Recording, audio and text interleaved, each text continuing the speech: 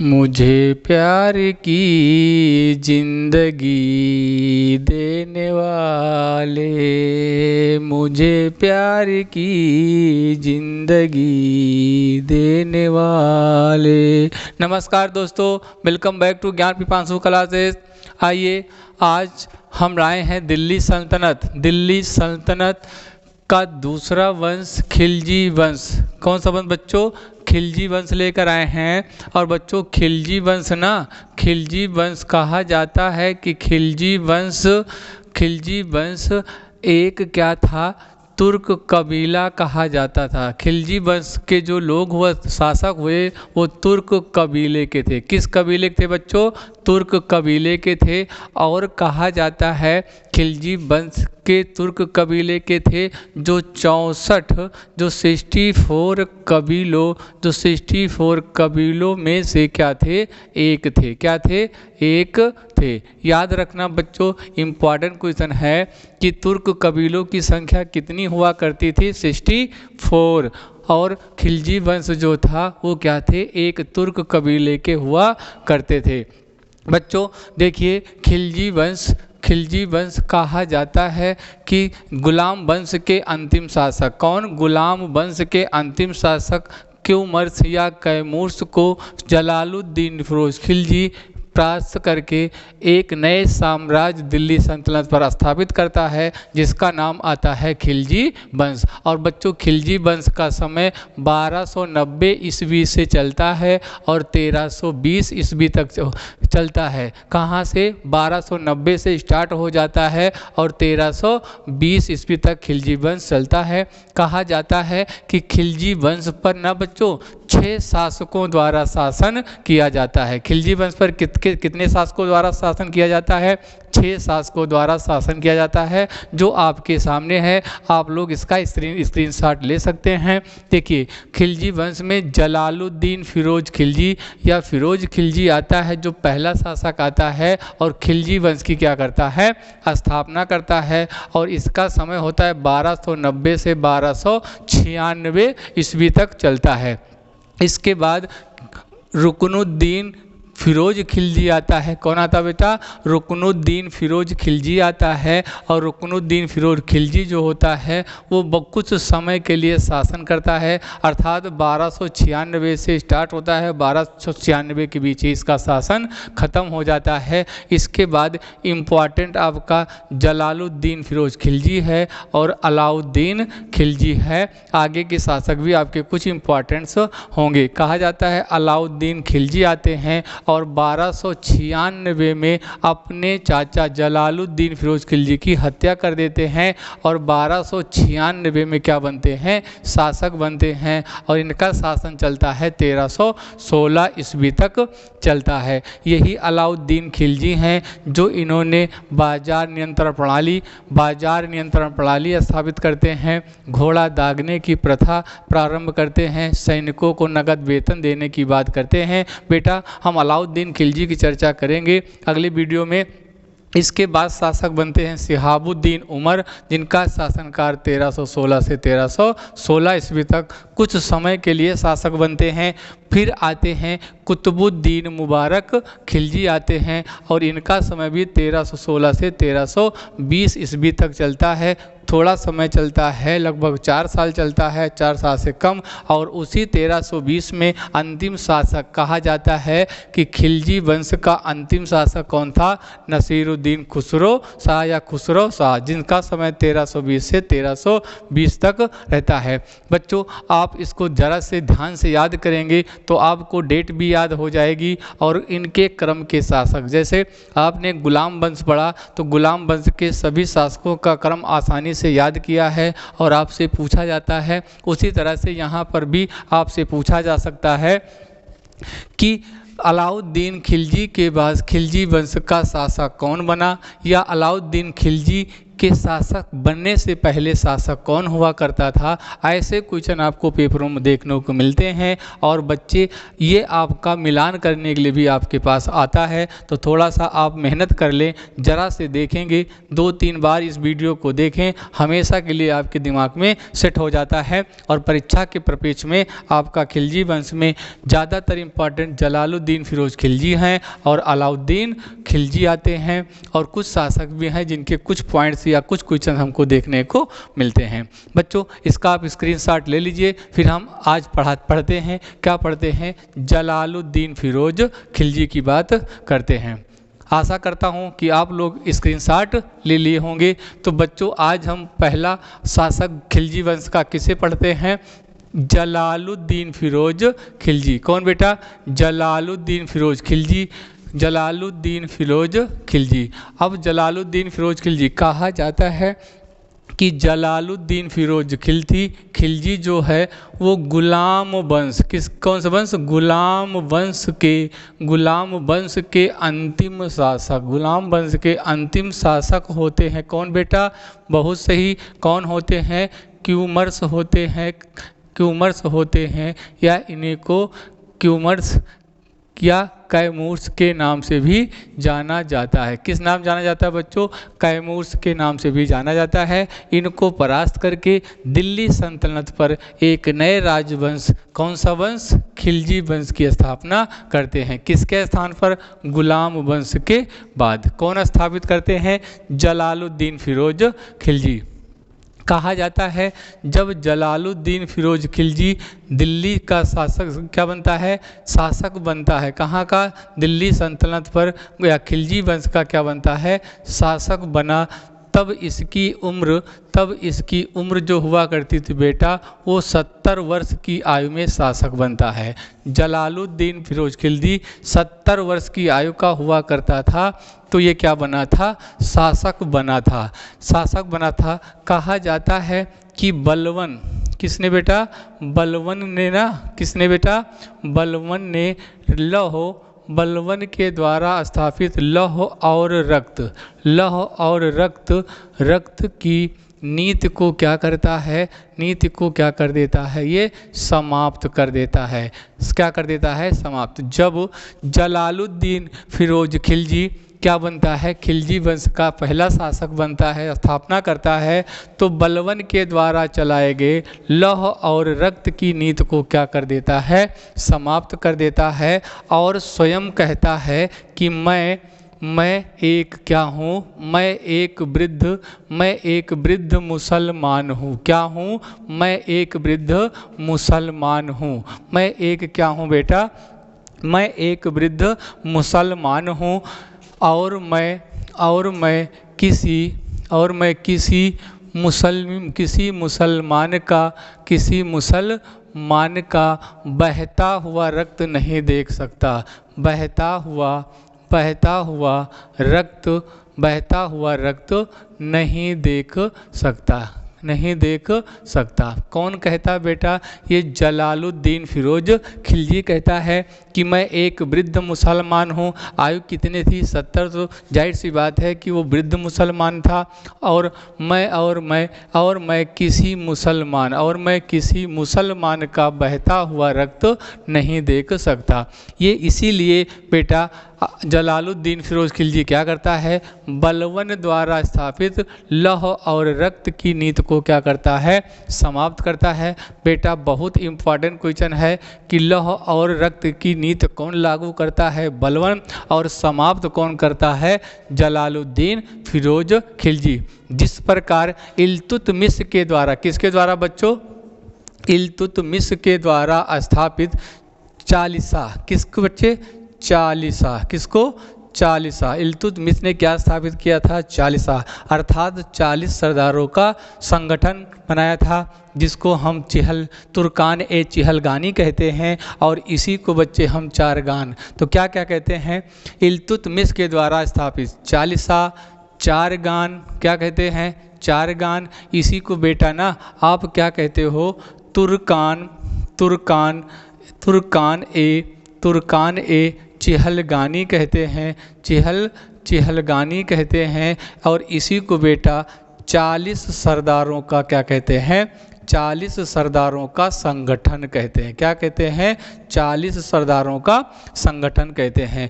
ये स्थापित करता है कौन, इल्तुतमिश। और जब बलवन शासक बनता है गुलाम वंश में, तो बलवन ने इसको क्या करने का काम किया था, समाप्त करने का काम किया था।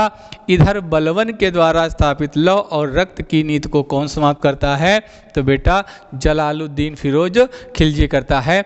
और स्वयं कहता है कि मैं एक वृद्ध मुसलमान हूँ और किसी मुसलमान का बहता हुआ रक्त नहीं देख सकता। बच्चों कहा जाता है ना कि जलालुद्दीन फिरोज खिलजी, जलालुद्दीन फिरोज खिलजी के समय में ना मंगोल आक्रमणकारी आते हैं। कौन आते हैं, मंगोल आक्रमणकारी आते हैं। कौन आते हैं, मंगोल आक्रमणकारी आते हैं, आक्रमण करते हैं। और इन मंगोलों को कौन पराजित कर देता है, जलालुद्दीन फिरोज खिलजी पराजित कर देता है। बेटा बहुत ही इम्पॉर्टेंट क्वेश्चन कि किसे नवीन मुसलमान कहा जाता है, किसे नवीन मुसलमान कहा जाता है, किसको नवीन मुसलमान कहा जाता है। तो किसे बच्चों नवीन मुसलमान कहा जाता है, मंगोलों को नवीन मुसलमान कहा जाता है। बेटा थोड़ा सा ध्यान दिया जाए तो मंगोलों को क्या कहा जाता है, नवीन मुसलमान। इसका स्क्रीनशॉट आप लोग ले लीजिए या तो वीडियो को 2 से 3 बार देखने का काम करिए। मैं विश्वास दिलाता हूं कि आपको ना ये खिलजी वंश और जलालुद्दीन खिलजी के बारे में सारी कहानी आपको याद हो जाएंगी। अब थोड़ा सा और आगे चलते हैं हम, तो आपको समझ में आएगा और आगे अच्छा लगेगा वीडियो। और वीडियो यदि बच्चों अच्छा लगता है ना तो लाइक शेयर कमेंट करना मत भूलें। आप लोग वीडियो देख लेते हैं, वीडियो देख लेते हैं और वीडियो को स्किप मत करके देखिए। स्किप करते हैं अगर आप कूद के देखते हैं ना तो आपको वीडियो समझ में नहीं आएगा।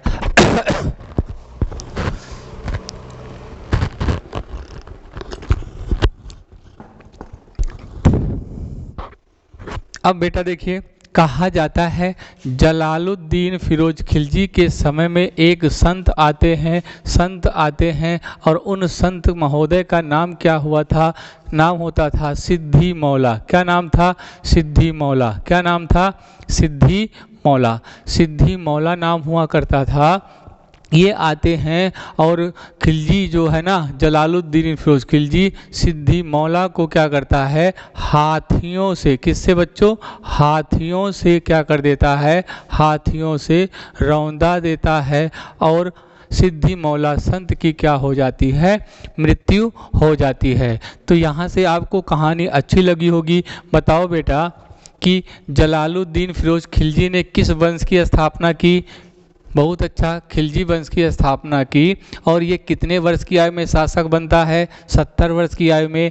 जलालुद्दीन फिरोज खिलजी ने बलवन द्वारा स्थापित लौह और रक्त की नीति को क्या करने काम करता है, समाप्त कर देता है। और खुद कहता है कि मैं एक वृद्ध मुसलमान हूँ, मैं एक वृद्ध मुसलमान हूँ और मैं किसी मुसलमान का बहता हुआ रक्त नहीं देख सकता। और इसी के शासनकाल में मंगोल आक्रमणकारी आक्रमण कर देते हैं और जलालुद्दीन फिरोज खिलजी उनको पराजित करता है। और मंगोलों को क्या कहा जाता है, नवीन मुसलमान कहा जाता है। अब यहाँ सिद्धि मौला की बात हुई, हाथियों से रौंदा देता है। अब आगे की चर्चा होती है तो कहा जाता है बेटा कि जलालुद्दीन फिरोज खिलजी, कहा जाता है जलालुद्दीन फिरोज खिलजी, फिरोज, ध्यान से सुनना बेटा, जलालुद्दीन फिरोज खिलजी का एक क्या हुआ करता था भाई, जिसका नाम था शिहाबुद्दीन खिलजी। क्या नाम था, शिहाबुद्दीन खिलजी। और यही शिहाबुद्दीन खिलजी बेटा ना जो अलाउद्दीन खिलजी का क्या हुआ करता था, पिता हुआ करता था। अलाउद्दीन, ध्यान से सुनना, कहानी बहुत अच्छी लगेगी। अलाउद्दीन खिलजी। अलाउद्दीन खिलजी का पिता कौन होता था? तो आपने कहा शिहाबुद्दीन खिलजी। कहा जाता है कि जलालुद्दीन फिरोज खिलजी का एक भाई था जिसका नाम क्या था बेटा? शिहाबुद्दीन खिलजी था, अलाउद्दीन का पिता। अर्थात शिहाबुद्दीन का पुत्र कौन हुआ करता था? तो आप कहोगे गुरुजी अलाउद्दीन खिलजी। और शिहाबुद्दीन जलालुद्दीन फिरोज खिलजी का क्या था? भाई हुआ करता था। और इसकी एक पुत्री थी, किसकी? जलालुद्दीन फिरोज खिलजी की एक क्या हुआ करती थी? पुत्री, जिसका नाम था मल्लिका ए जहां। क्या नाम था बेटा? मल्लिका ए जहां। क्या नाम था? मल्लिका ए जहां। देखिए अब यहाँ इस रिश्ते में देखा जाए तो जलालुद्दीन फिरोज खिलजी का अलाउद्दीन खिलजी क्या बन रहा है? भतीजा होता है। क्या होता है? भतीजा होता है। और ये इसका जो है क्या होता है बेटा? चाचा होता है। ठीक है ना। अब इनकी इधर शिहाबुद्दीन उमर की मृत्यु हो जाती है जब अलाउद्दीन खिलजी की उम्र बहुत कम होती थी, बहुत छोटा था। तो अलाउद्दीन खिलजी का पालन पोषण कौन करते हैं? जलालुद्दीन फिरोज खिलजी करते हैं। कौन करते हैं?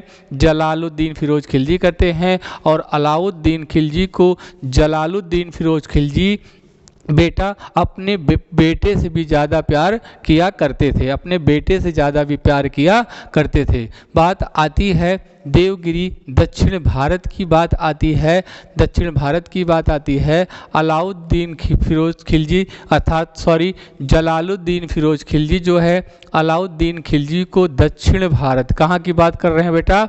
दक्षिण भारत की बात करते हैं, युद्ध के लिए भेजता है। और दक्षिण भारत का जो राजा था जिसका नाम था राजा रामचंद्र। क्या नाम था? राजा रामचंद्र नाम था। क्या नाम था बेटा? राजा रामचंद्र। बेटा आप इस वीडियो को जरूर ध्यान से देखिएगा, बिल्कुल ध्यान से देखिएगा। कहा गया है कि राजा रामचंद्र दक्षिण भारत के क्या हुआ करते थे? राजा हुआ करते थे। और अलाउद्दीन खिलजी को जलालुद्दीन फिरोज खिलजी यहाँ दक्षिण भारत को जीतने के लिए भेजता है। और अलाउद्दीन खिलजी जो है ना वो दक्षिण भारत को जीतने के लिए जाता है और विजयी होकर आता है तो अपार सोना लूटता है, अपार धन लूट लेता है, अपार धन या काफ़ी सोना लूटता है। और लूट कर आता है, कहाँ आता है? लूट कर आता है और अपने चाचा से कहता है कि चाचा मैं दक्षिण भारत को विजय करके आया हूँ। और कुछ किताबें कहती हैं कि कुछ जो है अलाउद्दीन खिलजी जब अधिक धन लूट लेता है तो इसके मन में क्या आ जाती है? राजा बनने की लालसा आ जाती है। जिस प्रकार कहा जाता है कनक कनक ते 100 गुनी मादकता अधिकाय, या खाए बौराए जगवा पाए बौराए। बेटा यमक अलंकार इसमें है। यहाँ पर कनक का अर्थ होता है सोना और दूसरे कनक का अर्थ क्या होता है? धतूरा होता है। और कहा गया है यदि कोई धतूरा खा लेता है तो पागल हो जाता है, और जब कोई अधिक धन पा जाता है तो वो क्या हो जाता है? पागल हो जाता है। तो ध्यान से सुनिए, ये क्या हो जाता है? अब इसको शासक बनने की लालसा हो जाती है। और जलालुद्दीन फिरोज खिलजी कब बेटा? जलालुद्दीन फिरोज खिलजी जब अपनी राजधानी, इसकी राजधानी हुआ करती थी, इसकी राजधानी थी किलो खरी। क्या थी राजधानी? किलो खरी। और इस किलो खरी को इसने जो है ना किसने बसाया था? तो कैकुवाद। किसने बताया था? कैकुवाद, जो गुलाम वंश का शासक था। कैकुवाद ने किलो खरी को क्या किया था? बसाया था। क्या किया था? बसाया था। तो जलालुद्दीन फिरोज खिलजी अपनी राजधानी किसे बनाता है? किलो खरी को, जो कैकुवाद ने बसाया था। और किलो खरी बेटा कहाँ है? आपके उत्तर प्रदेश में है। उत्तर प्रदेश में कहाँ है? तो बेटा कहोगे गयासपुर में है। कहाँ है? गयासपुर में है। तो यहाँ जलालुद्दीन फिरोज खिलजी जाने लगता है और रास्ते में एक स्थान पड़ता है कड़क। क्या नाम था बेटा? कड़क। क्या नाम था? कड़क माणिकपुर, क्या नाम था, कड़क माणिकपुर के पास पहुंचता है। और इधर अलाउद्दीन खिलजी, इधर अलाउद्दीन खिलजी भी आता है। कौन आता है, अलाउद्दीन खिलजी आता है, अलाउद्दीन खिलजी आता है। और अलाउद्दीन खिलजी को जलालुद्दीन फिरोज खिलजी देखता है तो बहुत खुश हो जाता है, और दोनों जब गले मिलते हैं ना तो बेटा अलाउद्दीन खिलजी जो है जलालुद्दीन फिरोज खिलजी को कहाँ, कड़क माणिकपुर के पास, कहाँ पर, इलाहाबाद में, कहाँ पर, इलाहाबाद में चाकू भोंक कर क्या कर देता है, हत्या। अर्थात अलाउद्दीन खिलजी जलालुद्दीन फिरोज खिलजी को क्या मार देता है, चाकू मार देता है। और जलालुद्दीन फिरोज खिलजी की मृत्यु बेटा कब हो जाती है, 1320 ईस्वी में हो जाती है, 1320 ईस्वी में। आशा करता हूँ बेटा कि आपको समझ में आया होगा। देखिए कहा जाता है कि इस खिलजी अर्थात जलालुद्दीन फिरोज खिलजी के शासनकाल में कौन आते हैं, सिद्दी मौला आते हैं, युद्ध करते हैं और जलालुद्दीन फिरोज खिलजी इनको हाथियों से रौंदाकर मार देता है। इधर जलालुद्दीन फिरोज खिलजी का एक भाई शिहाबुद्दीन खिलजी होता था, उसकी मृत्यु हो जाती है अलाउद्दीन खिलजी के जन्म के कुछ समय बाद। तो यहाँ पर होता है, अब इतना आपको समझ में आया है। और दक्षिण भारत की विजय के लिए अर्थात देवगिरी की विजय के लिए अलाउद्दीन खिलजी को कौन भेजता है बेटा, जलालुद्दीन फिरोज खिलजी भेजता है। और ये दक्षिण भारत का राजा रामचंद्र हुआ करते थे। कौन, राजा रामचंद्र हुआ करते थे। और इनको पराजित कर अर्थात दक्षिण भारत को जीत कर क्या करता है, अपार धन और सोना लूटता है। और उसमें से ये काफ़ी धन चुरा लेता है और उसमें से कुछ धन किसको ले जाता देता है, अपने चाचा को। फिर भी इसके चाचा कुछ नहीं कहते। लेकिन एक समय आता है कि जब कड़क माणिकपुर इलाहाबाद में ना, कड़क माणिकपुर इलाहाबाद में क्या होता है, अलाउद्दीन खिलजी जाता अपने चाचा से मिलता है और जैसे गले मिलता है अपने चाचा को क्या मार देता है, चाकू मार देता है। ये घटना होती है बेटा 1320 ईस्वी की घटना होती है। और कहा जाता है जलालुद्दीन फिरोज खिलजी अपनी राजधानी किसे बसाया था, तो बेटा इनमें से कोई एक ऑप्शन हो सकता है, किलोखरी हो सकती है, उत्तर प्रदेश में है, गयासपुर है। और बसाया कितने था किलोखरी को, कैकू वाद ने। बेटा कहा जाता है ना कि कहा जाता है कि जलालुद्दीन फिरोज खिलजी जो था वो हिंदुओं के प्रति कैसा शासक था, उदार शासक था। कैसा शासक था, हिंदुओं के प्रति। जलालुद्दीन फिरोज खिलजी बेटा ना, जलालुद्दीन फिरोज खिलजी हिंदुओं के प्रति, किसके प्रति, हिंदुओं के प्रति कैसा शासक था, उदार शासक हुआ करता था। कैसा शासक था, उदार शासक हुआ करता था। कैसा शासक था, उदार शासक हुआ करता था। और जलालुद्दीन फिरोज खिलजी ने ना आहस्तक्षेप, कैसा, आहस्तक्षेप की नीति अपनाई थी, की नीति अपनाई थी, नीति अपनाई थी। क्या अपनाई थी, आहस्तक्षेप की नीति अपनाई थी। बच्चों आशा करता हूँ कि आपको वीडियो अच्छा लगा होगा। कहा जाता है कि जब तक हम मेहनत नहीं करेंगे ना सफलता नहीं मिलेगी। और मैं विश्वास दिलाता हूँ इस वीडियो को 3 से 4 या 5 बार देखने का काम कर लीजिए। खिलजी वंश में फिरोज शाह खिलजी आपको 100% याद हो जाएगा, आपको याद हो जाएगा। कहा जाता है ना कि किस्मत बेटा हाथों के लकीरों से नहीं मिलती, किस्मत बेटा हाथों की लकीरों से नहीं चमकती, माथे के पसीने से चमकती है, माथे के पसीने से चमकती है।